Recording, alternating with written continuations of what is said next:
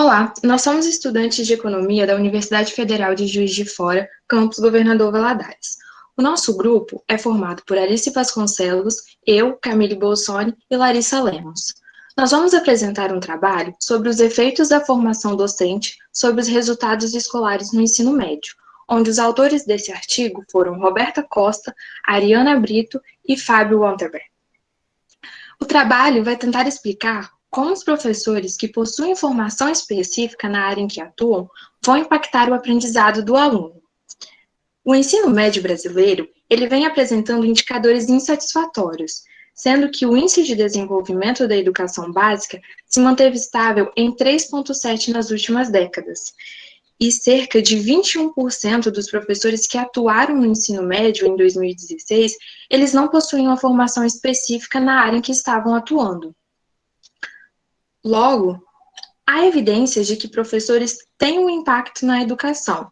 Assim, se os professores não possuírem um conhecimento específico na disciplina em que estão lecionando, eles vão prejudicar o aprendizado de seus alunos. Tentando resolver esse problema, o Plano Nacional de Educação tem por uma de suas metas que o professor tenha esse conhecimento específico na área em que ele está lecionando. A variável de interesse será a proporção de docências sem a formação específica, onde a docência vai ser definida como a atuação de cada professor em cada disciplina e em cada turma. Ou seja, se um professor lecionar na mesma turma duas disciplinas diferentes, vai ser contabilizado como duas docências. No trabalho, vai ser apresentado como essa variável de interesse vai influenciar na taxa de abandono, na distorção idade-série e na taxa de reprovação. Apesar do papel do professor ter um impacto no desinteresse dos alunos, existem algumas variáveis exógenas que também vão contribuir para esse afastamento dos jovens em relação à escola. A revisão de literatura. O ideal seria que cada professor lecionasse na disciplina em que ele possui a sua formação específica. Assim, Guimarães e Silva Filho realizaram estudos com professores de matemática e tiveram os mesmos resultados positivos e significativos, onde o conhecimento específico do professor irá impactar positivamente o aprendizado do aluno.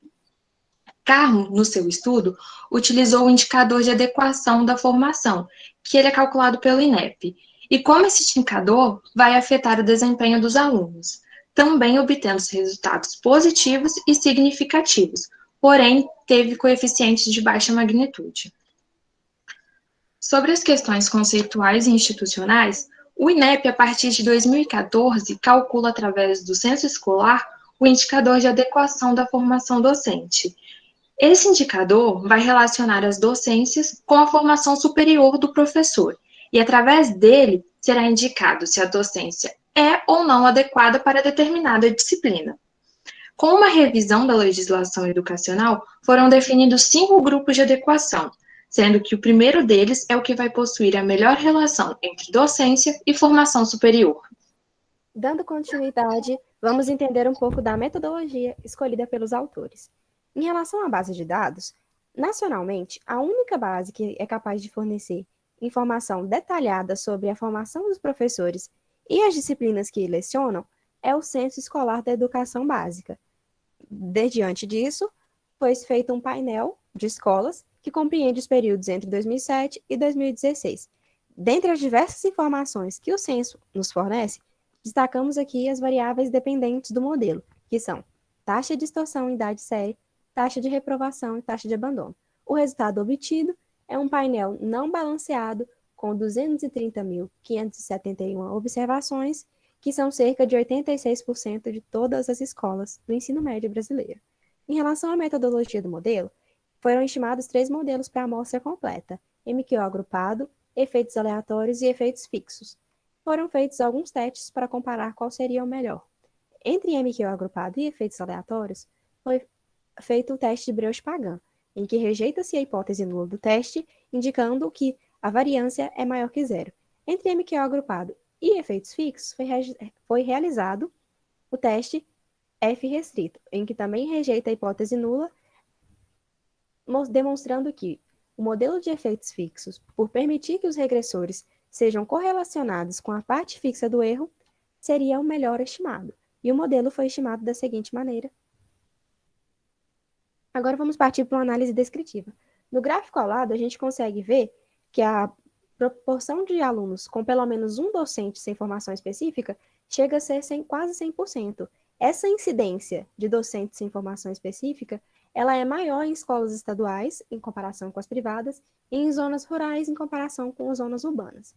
Falando de uma análise gráfica mais econométrica, podemos observar a correlação entre proporção de docências sem formação específica e as taxas de abandono e distorção e idade.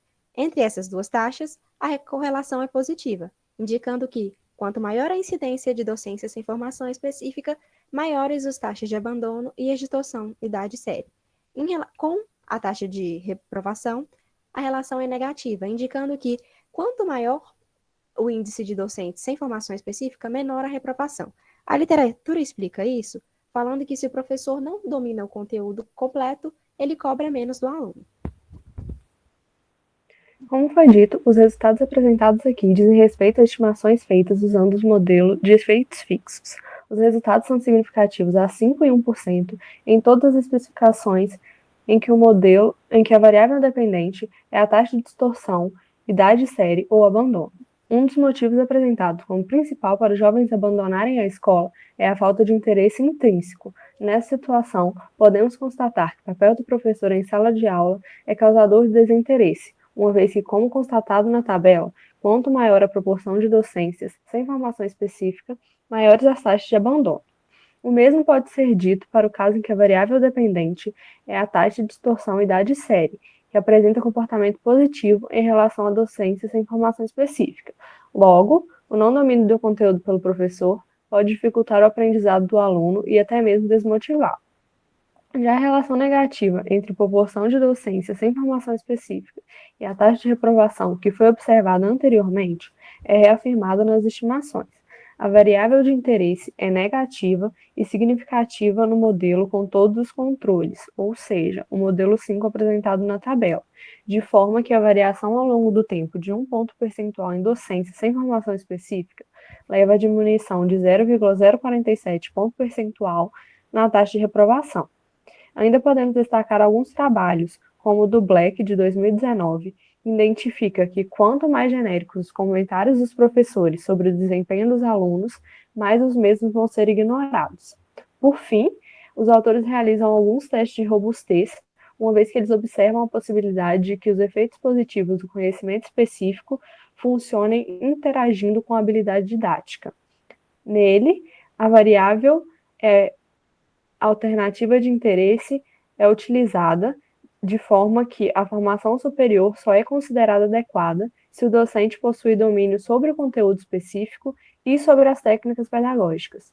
Os resultados não apresentam grande variação referente aos sinais e magnitudes já citados. Isso pode ser explicado pelo fato de que os cursos de formação docente brasileiros não estão treinando de forma adequada os futuros professores. Ainda que a literatura apresente evidências que são consideradas fortes de que a qualidade docente é um fator determinante na melhoria da educação, a gente não tem uma definição amplamente aceita de qual é a característica de docente ideal. O resultado do modelo preferido pelos autores, ou seja, o modelo 5, indica que há uma manutenção de uma tendência clara para os sinais associados aos coeficientes de taxa de abandono e de distorção idade série, ou seja, eles são positivos e significativos na maioria das estimações. Por fim, vale lembrar que um dos objetivos do PNE é conseguir que um professor qualificado seja mantido em cada sala de aula e, com isso, valorizar a carreira docente. Para mais informações, o artigo se encontra disponível na referência presente a seguir.